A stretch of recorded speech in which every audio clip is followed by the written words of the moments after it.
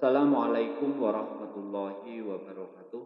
Selamat datang di ruang Sinau. Bertemu lagi dengan saya Rahmat Saifuddin, dosen pengampu mata kuliah Etika Bisnis, Program Studi Manajemen Bisnis Syariah, Fakultas Ekonomi dan Bisnis Islam, UIN Sayyid Ali Rahmatullah. Oke teman-teman, pada video ini saya akan membahas materi tentang etika bisnis, perubahan lingkungan, dan manajemen stakeholder atau pemangku kebijakan. Nah, materi ini telah Anda diskusikan kemarin pada pertemuan yang kedua. Selanjutnya, saya akan memberikan penjelasan tambahan untuk materi chapter 1 ini. Oke, yang pertama yaitu kita akan membahas tentang etika bisnis. Oke, pengertian dari etika bisnis. Apa itu etika bisnis?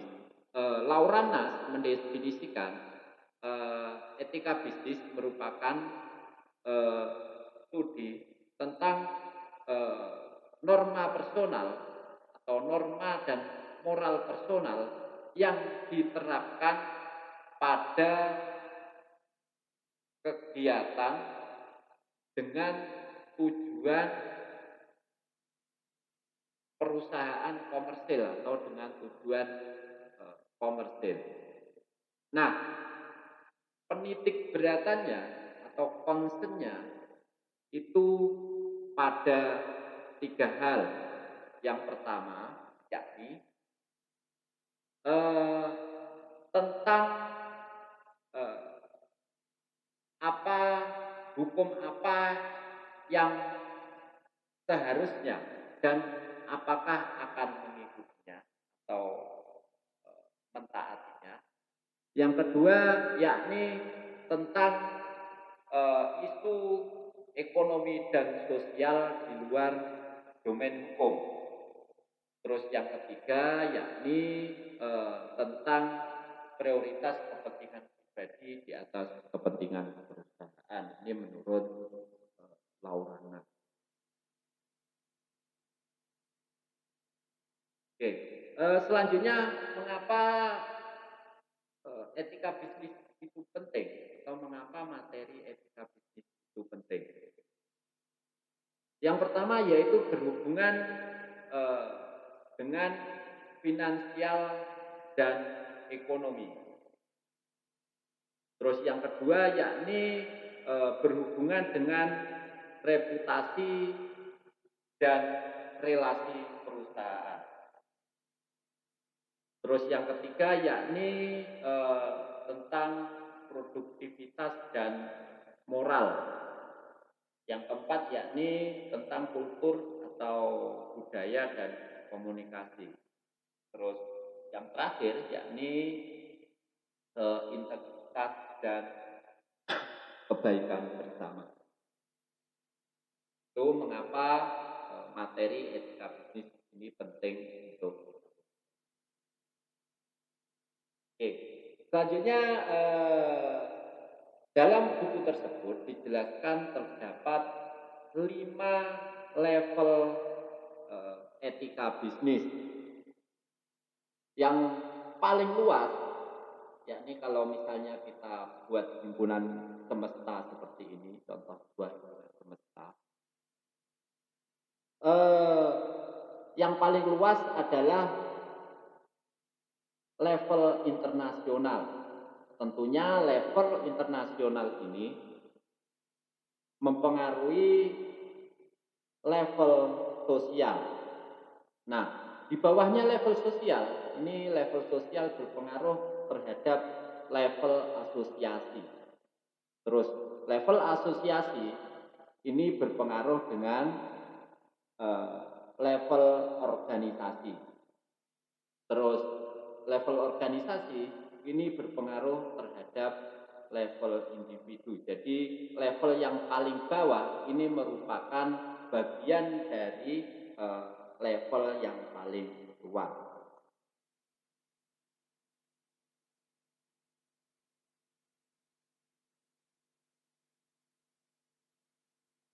Oke, selanjutnya yakni pertanyaan kunci. Jika kita menghadapi sebuah dilema dilema etis. Yang pertama yakni apa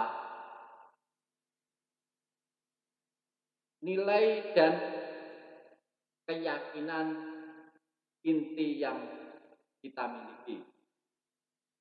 Terus yang kedua yakni apakah nilai inti dan keyakinan organisasi saya. Terus yang ketiga yakni nilai kepercayaan dan kepentingan siapa yang mungkin beresiko dalam keputusan ini. Terus mengapa? Selanjutnya siapa yang akan dirugikan atau dibantu oleh keputusan saya atau keputusan organisasi saya. Terus yang keempat yakni bagaimana nilai dan keyakinan inti saya dan organisasi saya akan terpengaruh atau diubah oleh keputusan ini. Terus yang terakhir yakni bagaimana saya atau organisasi saya akan terpengaruh oleh keputusan itu atau keputusan yang telah dibuat. Jadi ini beberapa pertanyaan kunci jika menghadapi dilema etis yang mungkin bisa dijadikan pertimbangan. Ini tentang mitos etika bisnis. Jadi pada buku itu dijelaskan terdapat 5 mitos tentang etika bisnis. Yang pertama yakni etika personal. Terus yang kedua mereka beranggapan bahwa bisnis dan etika itu tidak bisa dicampur. Terus yang ketiga ini anggapan-anggapan ya. Etika bisnis ini sifatnya relatif, jadi berubah-ubah sesuai kebutuhan. Terus yang keempat yakni good business adalah menggunakan etika yang baik. Jadi bisnis yang baik sama dengan etika yang baik. Terus yang terakhir yakni informasi adalah netral dan amoral. Jadi ini anggapan-anggapan atau mitos mengenai.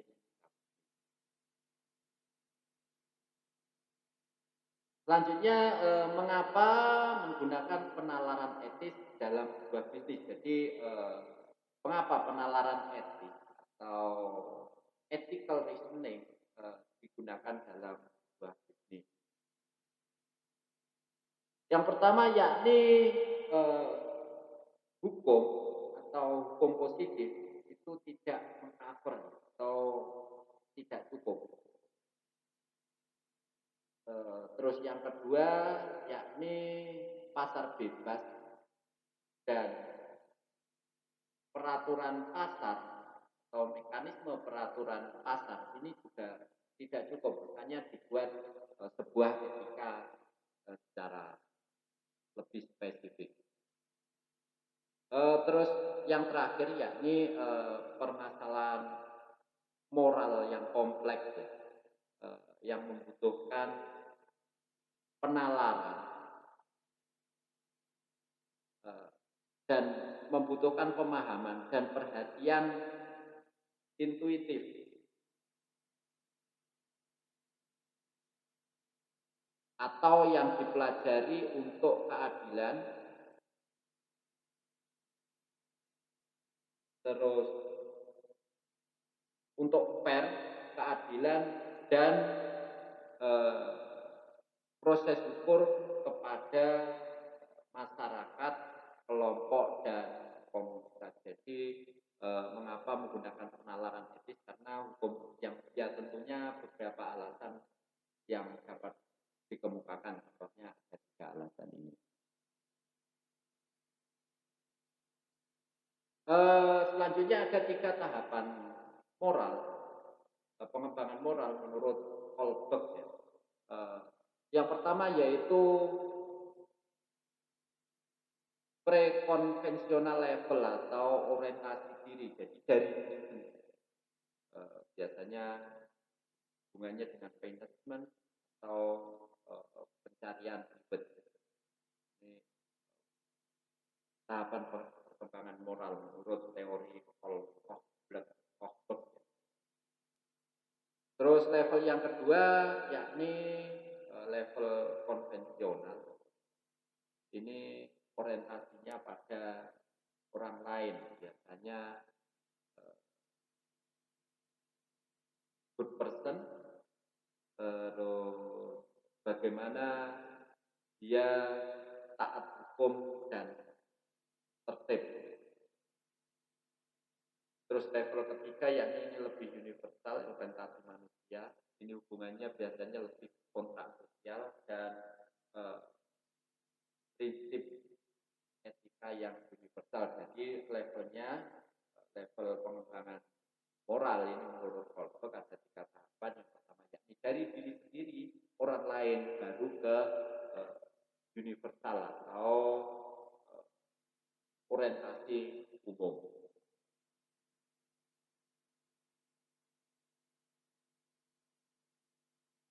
Selanjutnya yaitu program etika dan kepatuhan. Ini salah satu program untuk meningkatkan etika dan kepatuhan karyawan. Yang pertama yaitu karyawan percaya tidak ada yang akan dilakukan jika mereka melaporkan perilaku tidak etis atau mereka tidak puas dengan tindakan yang diambil. Ini itu program etika dan kepatuhan. Terus selanjutnya hanya 25% saja karyawan yang bersedia mencari nasihat tentang pertanyaan etika yang muncul. Terus mereka merasa siap untuk menangani situasi yang dapat mengarah pada pelanggaran. Selanjutnya yaitu menunjukkan bahwa mereka dihargai untuk perilaku yang etis atau sesuai etika. Terus yang selanjutnya yaitu melaporkan bahwa perusahaan mereka tidak menghargai kesuksesan yang diperoleh.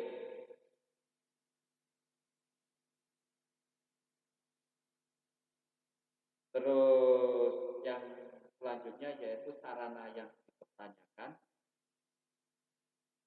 Terus yang terakhir yakni mengatakan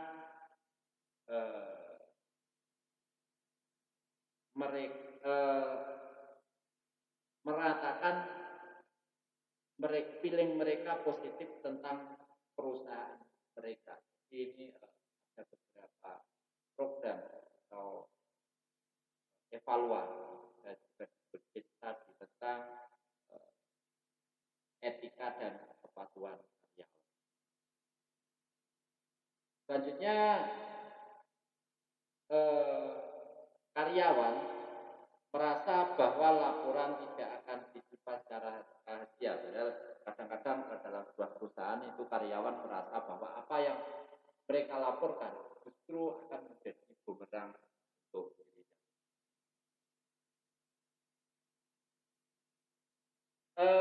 Ini salah satu contoh praktek bisnis atau ya, praktek bisnis karyawan yang tidak menunjukkan yang baik. Yang pertama yakni menunjukkan rasa hormat kepada mereka yang bertindak tidak etis. Jadi malah sebaliknya menghormati rekan kerja atau atasan yang berperilaku kurang etis. Terus yang kedua yakni berperilaku kasar atau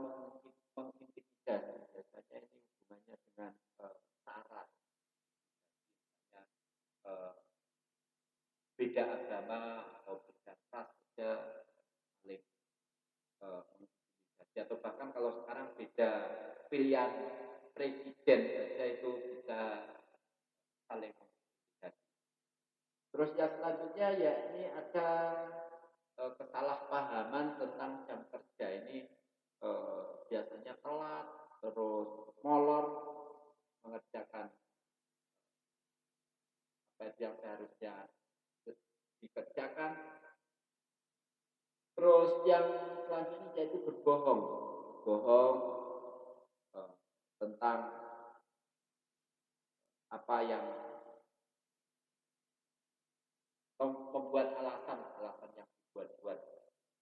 Terus yang terakhir yaitu menyembunyikan informasi, apalagi kalau informasi ini penting untuk perusahaan, malah informasinya disembunyikan. Ini contoh praktek bisnis karyawan yang tidak etis. Ada contoh, masih banyak contoh yang lain, misalnya karyawan itu malah menggembosi teman atau rekan kerjanya, itu juga perilaku yang oke. Konteks itunya yakni perusahaan dalam masa transisi biasanya atau merger atau perampingan. Terus ini karyawannya lebih muda dan karyawan dengan masa yang lebih rendah dalam organisasi, biasanya ini perusahaan yang startup. Ini konteks itu contoh yang dicontohkan dalam praktek bisnis karyawan yang tidak etis. Selanjutnya ini adalah contoh peristiwa yang kurang etis di salah satu perusahaan di Amerika. Kalau ada beberapa case yang mungkin memiliki kesamaan dengan yang ada. Misalnya ada krisis pejabat subprime, kalau kita yang misalnya pilot tidak kuat bayar cicilan bank. Terus yang kedua ada skandal perusahaan, manajer skandal dengan sekretarisnya, skandalnya, atau mungkin skandal dengan perusahaan lain. Terus gaji CEO yang tinggi tidak diimbangi dengan kenaikan performa sebuah perusahaan, ini juga salah satu contoh peristiwa etis. Artinya peristiwa yang tidak sesuai dengan etika. Terus ada lagi ini Sarbanes Act tahun 2022. Terus yang terakhir yakni outsourcing trend, ini sebuah peristiwa etis juga, ini malah menjadi isu yang sangat berbahaya sekarang karena outsourcing itu dinilai sangat merugikan kaum buruh, karena kaum buruh dikelola oleh pihak ketiga. Jadi perusahaan itu zaman sekarang akan semakin enaknya saja, lebih praktis dan dengan merekrut karyawan dan pengelolaan karyawan itu ya tentu apa yang didapatkan karyawan itu konsekuensinya akan semakin bahkan banyak yang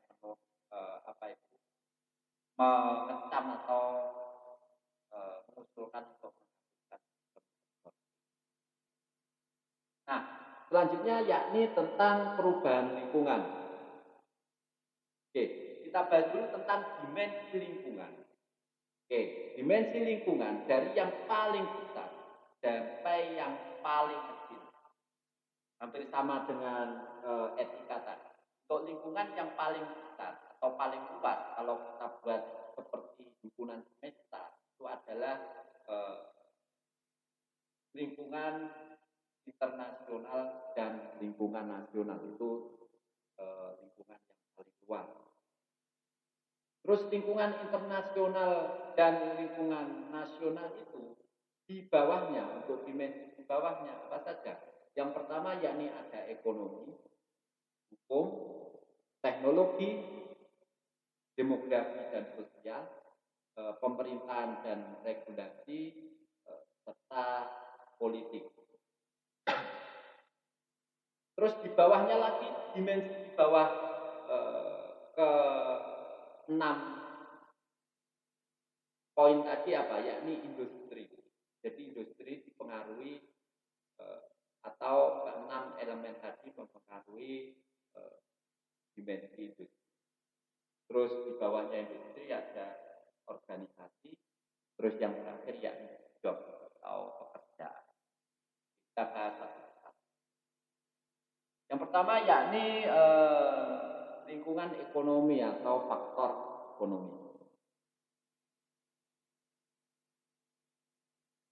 Mengapa faktor ekonomi atau hal-hal apa saja yang mempengaruhi lingkungan ekonomi? Yang pertama yakni ada konteks global yang semakin meningkat untuk perdagangan, pasar dan sumber daya atau resource. Ini hubungannya dengan tren perdagangan. Terus yang kedua terjadinya ekspansi bisnis dan ekspansi produk ini konsekuensi dari salah satunya pasar bebas. Terus yang ketiga yakni volatilitas dan saling ketergantungan saham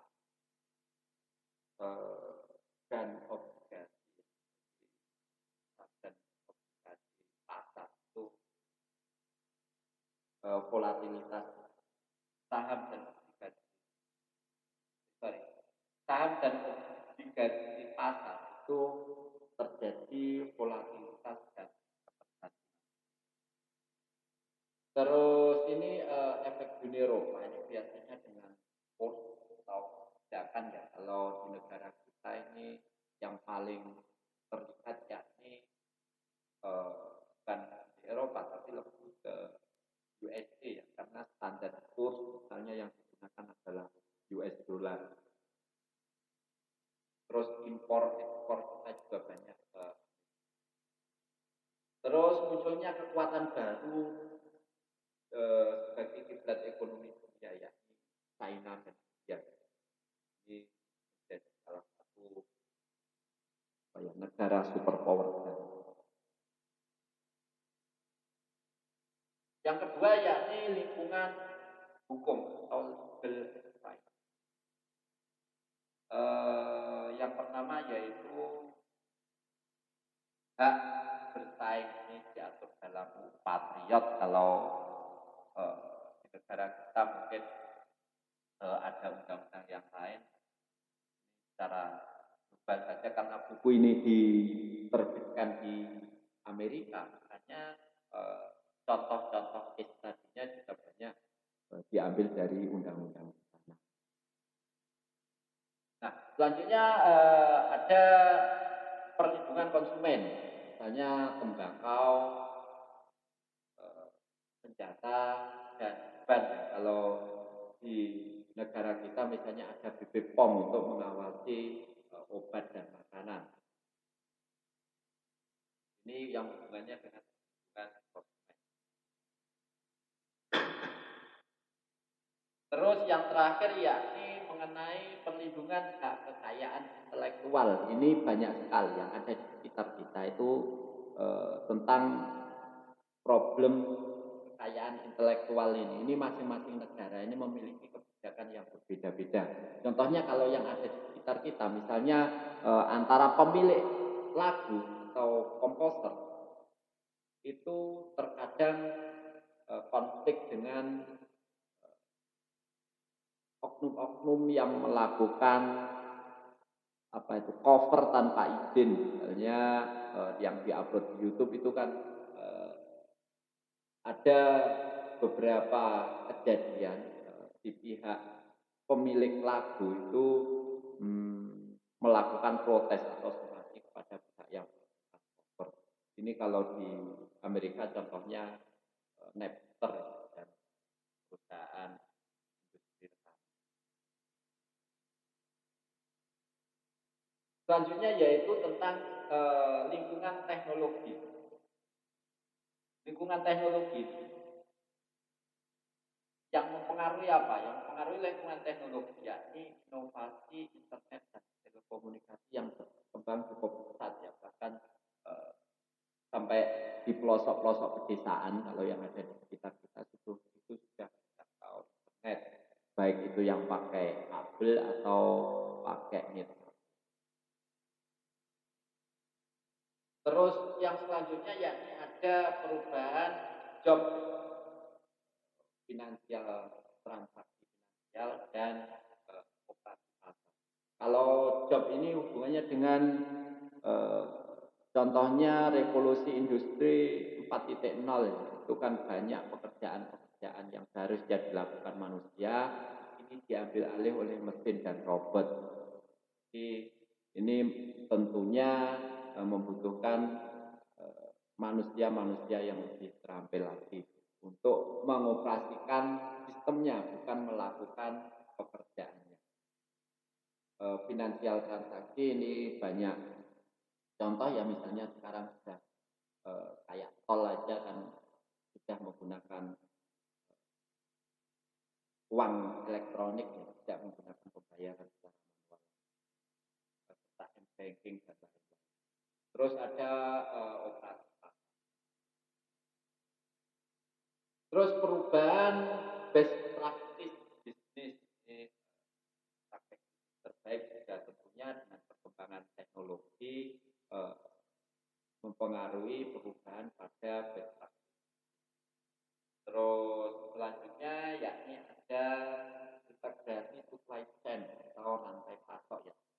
Jadi pada rantai pasok ya, karena perkembangan teknologi misalnya muncul sistem baru yang berdasarkan. Terus yang terakhir yakni akses ke informasi. Tentunya akses informasi ini akan lebih mudah dan bisa dilakukan kapanpun dengan tentunya perkembangan. Nah, pertanyaannya yakni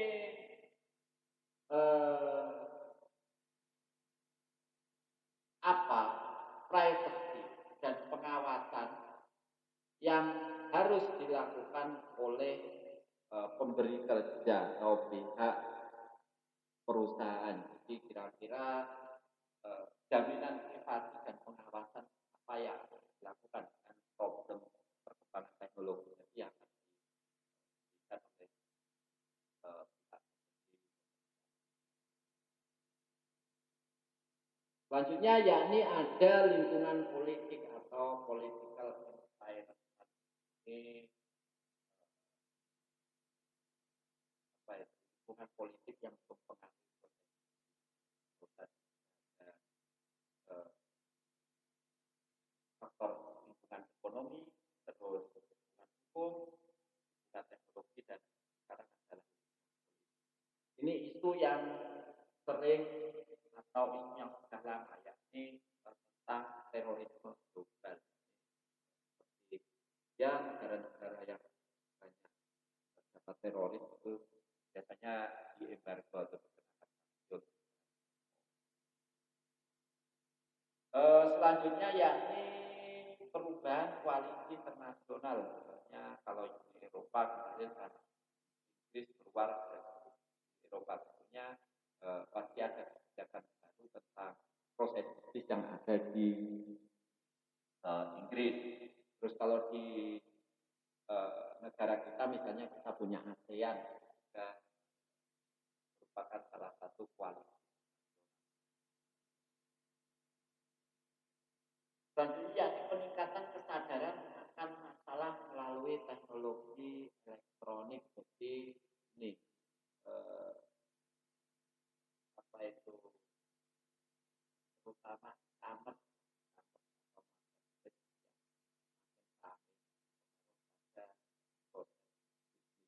kesadaran manusia untuk menggunakan teknologi elektronik tentunya karena ya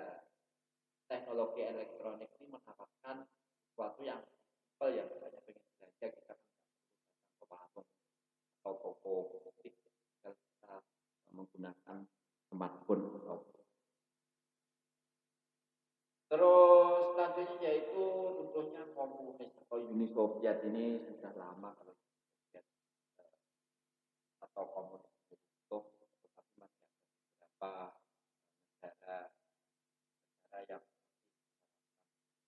komunis seperti Kuba, bagian Vietnam, China itu untuk ekonominya dia sudah terbuka lebih terbuka, tetapi kalau untuk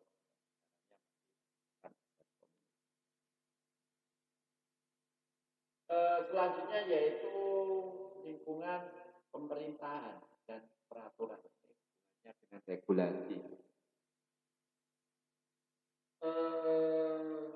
Yang pertama yakni pembaruan dan perubahan prosedur dan hukum yang terus-menerus dilakukan. Misalnya ada revisi kalau di negara kita kayak undang-undang transaksi elektronik sudah direvisi berapa kali. Kalau di Amerika ada mulai 2002 ini ada perubahan juga, terus pedoman hukum federal atau federal sentencing guideline tahun 2004.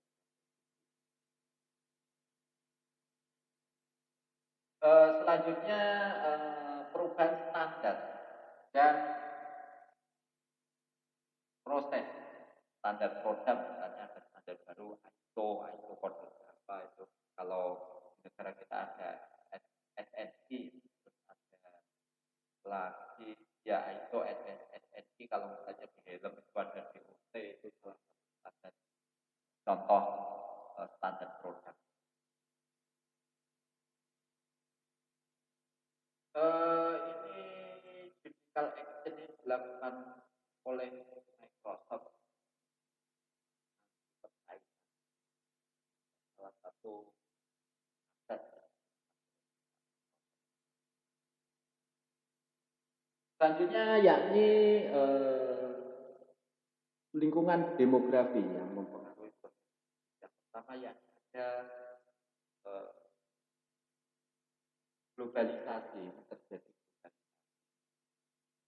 karena dia tadi dipengaruhi oleh perkembangan atau inovasi teknologi. Terus keragaman tenaga kerja dan masalah yang lainnya. Kalau masing-masing demografi itu problemnya berbeda. Kalau yang ada di sekitar kita misalnya yang paling banyak. Terus ada lagi perampingan dan outsourcing tenaga kerja ini. Outsourcingnya akan ya menawarkan sesuatu yang lebih praktis lah untuk perusahaan. Terus karena efek revolusi industri keempat ada ini ada downsizing atau dengan karyawan. Demografi juga ada tenaga kerja yang menua, ini sudah masuki masa-masa pensiun, terus problemnya lagi biasanya masuk tenaga kerja yang baru tetapi tidak memiliki skill seperti tenaga kerja yang pensiun. Itu tadi tentang 6 dimensi yang mempengaruhi proses bisnis, dari mulai ekonomi, hukum, teknologi, demografi, pemerintahan dan politik.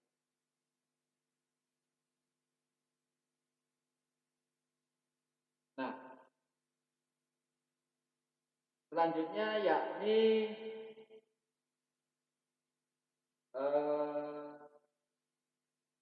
tentang pemangku kebijakan atau stakeholder di manajemen pemangku kebijakan. Nah, perlu kita ketahui bahwa dimensi dari stakeholder ada yang pertama yaitu ada primary stakeholder, terus ada secondary stakeholder. Kalau primary stakeholder dari orang-orang yang terlibat langsung dalam sebuah perusahaan, misalnya owner, supplier, customer, dan buyer, atau orang yang terlibat langsung dalam proses di suatu perusahaan. Terus yang kedua yakni ada secondary stakeholder atau pemangku kebijakan sekunder. Siapa saja pemangku kebijakan sekunder? Yang pertama ada kelompok masyarakat lokal, misalnya kalau yang ada di sekitar kita ya paguyuban apa gitu yang ada mempengaruhi juga perusahaan tersebut, misalnya ada perusahaan tambang, terus ada paguyuban paguyuban pecinta lingkungan, itu tentu akan berurusan dengan paguyuban itu atau kelompok itu.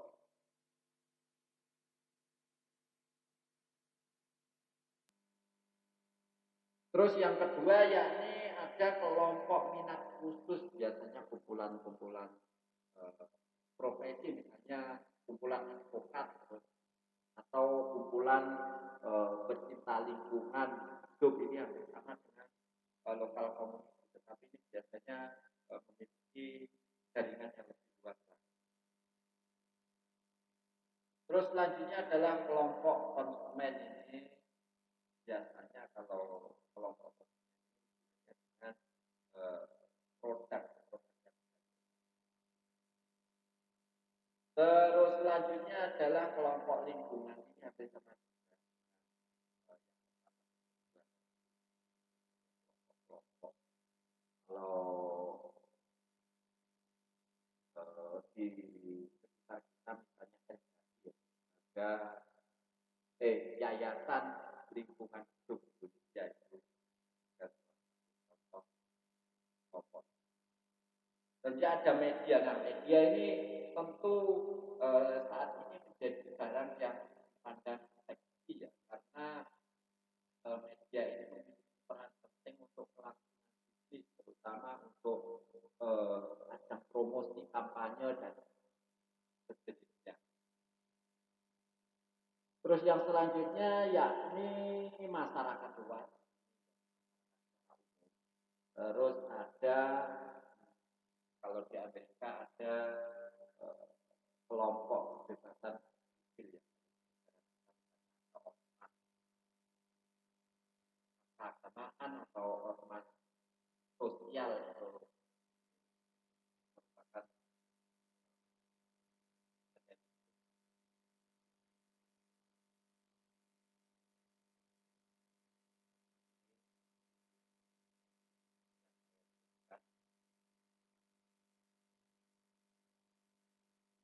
Nah, pertanyaannya yakni haruskah seorang nenek memperhatikan kebutuhan kelompok-kelompok sekunderi tadi? Terus manakah yang akan menjadikan prioritas? Bahkan kalau saat ini menjadi rahasia, yang paling menjadi prioritas adalah tentunya media.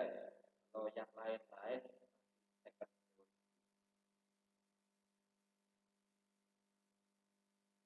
Selanjutnya yakni pendekatan manajemen pemangku kebijakan atau pendekatan manajemen.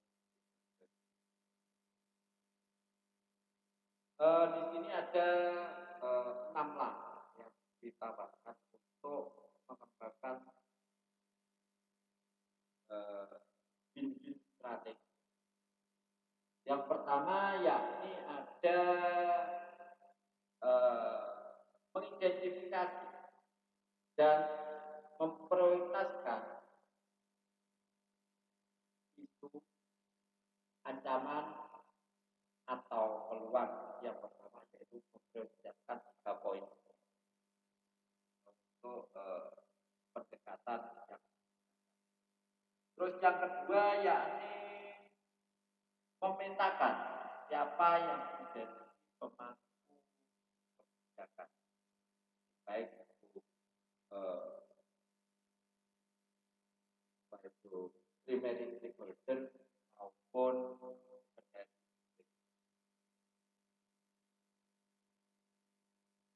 Terus yang ketiga yakni mengidentifikasi titik atau pertaruhan, ketertarikan dan sumber kekuatan. Jadi mengidentifikasi titik, ketertarikan dan sumber kekuatan. Yang tentunya ya stakeholder tadi. Terus yang keempat yakni menunjukkan siapa anggota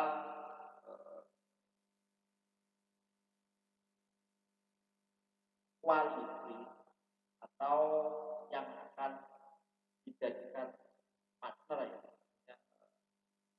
menunjukkan siapa yang mungkin menjadi anggota koalisi.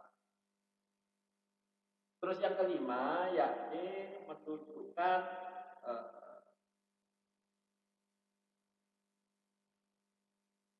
etika masing-masing pemangku kebijakan dan bagaimana seharusnya itu poin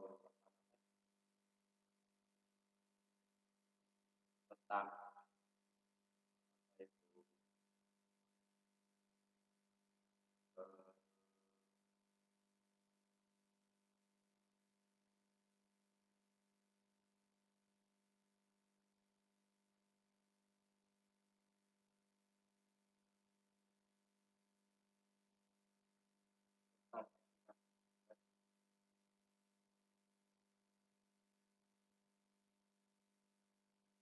terus yang selanjutnya yakni